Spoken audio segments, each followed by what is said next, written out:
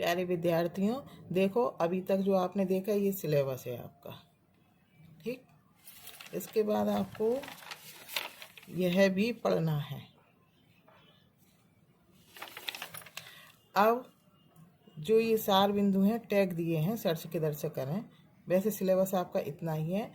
ये मैं समझा चुकी हूँ पार्ट 1, पार्ट 2। अब ये पार्ट 3 है, व्यंग्य शरद जोशी जीप पर सवार इल्लियाँ। जो इसमें मुझे महत्वपूर्ण लगे वो नोट्स में आपको बता देती हूँ। देखो, सबसे पहले शरद जोशी कौन है? व्यंग्यकार है। आपसे पूछेंगे लेखक हैं, लेखक कहाँ से हैं? ठीक है, लेखक तो हैं लेकिन व्यंग्यकार हैं। इनके पिता का नाम श्रीनिवास है, माता का नाम श्रीमती शांति है। जन्म इनका 21 मई 1931 को हुआ है शरद जोशी जी का। उज्जैन स्थान उज्जैन में हुआ है इनका और मध्य प्रदेश में। मृत्यु 5 सितंबर 1991 में हुई है। सूचना और प्रकाशन विभाग में काम किया है शरद जोशी जी ने। बाद में इन्होंने नौकरी छोड़ दी थी और पूरा समय इन्होंने लेखन के लिए दिया। लेखन के लिए सरकारी नौकरी छोड़ दी थी बाद में, और रेडियो और लेखन के ही इन्होंने पूरा समय दिया। इन्होंने कई फिल्में भी लिखी। 1951 से 1956 तक नई दुनिया के लिए लगातार व्यंग स्तंभ लिखा। स्तंभ होता है एक कॉलम, स्तंभ का अर्थ होता है एक कॉलम, मतलब कि जैसे अखबार आता है तो उसमें एक कॉलम रोज, ठीक है ना, स्तंभ लिखा। लापतागंज जो धारावाहिक आता था टीवी पर, इन्हीं की कहानी पर आधारित है। लापतागंज पूछ लें कहीं धारावाहिक। व्यंग संग्रह, इनके जो प्रमुख व्यंग संग्रह हैं वो परिक्रमा, किसी बहाने, तिलस्म, प्रतिदिन, क्षितिज, रहा किनारे बैठ, मेरी श्रेष्ठ व्यंग रचनाएं, छोटी सी बात, दूसरी सतह, हम भ्रष्टन के भ्रष्ट हमारे, यथासंभव, जीप पर सवार इल्लियाँ। जो यथासंभव है, इसी में जो एक लेख है जो व्यंग दिया है वही है जीप पर सवार इल्लियाँ। इनकी प्रमुख व्यंग हैं प्रतिदिन, क्षितिज, परिक्रमा, छोटी सी बात, यथासंभव।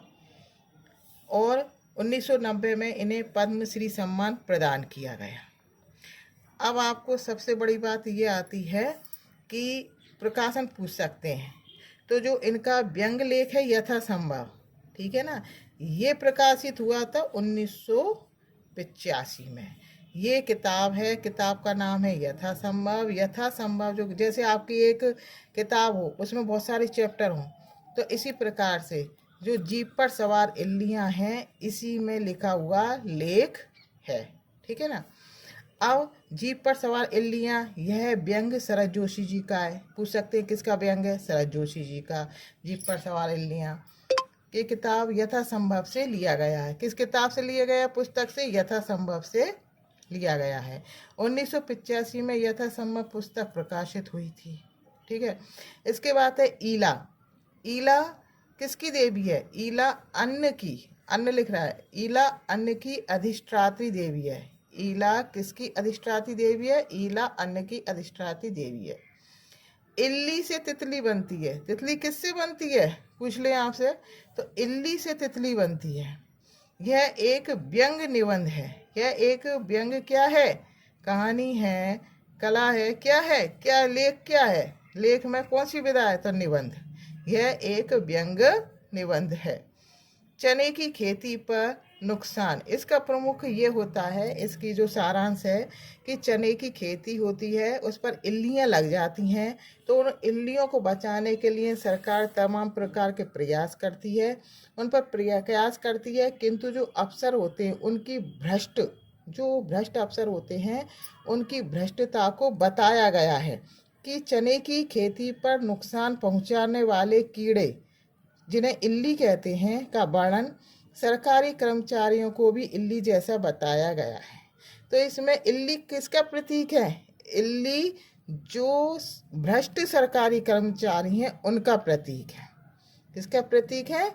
जो भ्रष्ट सरकारी कर्मचारी हैं उनका प्रतीक है इल्ली, ठीक है। अफसर को मैत्री शरण गुप्त द्वारा रचित ग्राम जीवन पर लिखी कविता याद थी। इसमें एक अफसर होता है, लेखक कि वह कहता है कि हम सर्वे करने जा रहे हैं चने के खेतों का, यहाँ पर इल्लियाँ लगी हुई सरकार की तरफ से। तो वह अफसर मैथिली शरण का जो अफसर होता है वो शरद जोशी जी का मित्र होता है। तो वह कहते हैं अफसर शरद जोशी जी से कि जब हम गांव की तरफ आते हैं तब मुझे एक कविता याद आती है। तो उसी में ये चैप्टर में वर्णन है। तो उसी में लिखा है कि अफसर को मैथिली शरण गुप्त ये पूछ सकते हैं कि किसकी कविता याद आती है। ग्राम जीवन, मैथिली शरण गुप्त द्वारा जो रचित कविता है ग्राम जीवन पर लिखी कविता याद आती है अफसर को। अफसर को कौन सी कविता याद आती है, किस लेखक की? मैथिली शरण गुप्त लेखक की कविता याद आती है, जो कि ग्राम जीवन पर लिखी हुई कविता है। किस चैप्टर में? जीप पर सवार इल्लियाँ चैप्टर में, जो कि एक व्यंग निबंध है। ठीक है बेटा, और इसके लिए आप थोड़ा सा यदि चैप्टर पढ़ लें तो बहुत अच्छा होगा, आपको हंसी भी आएगी, ज़्यादा बड़ा नहीं है। ठीक है ना? धन्यवाद।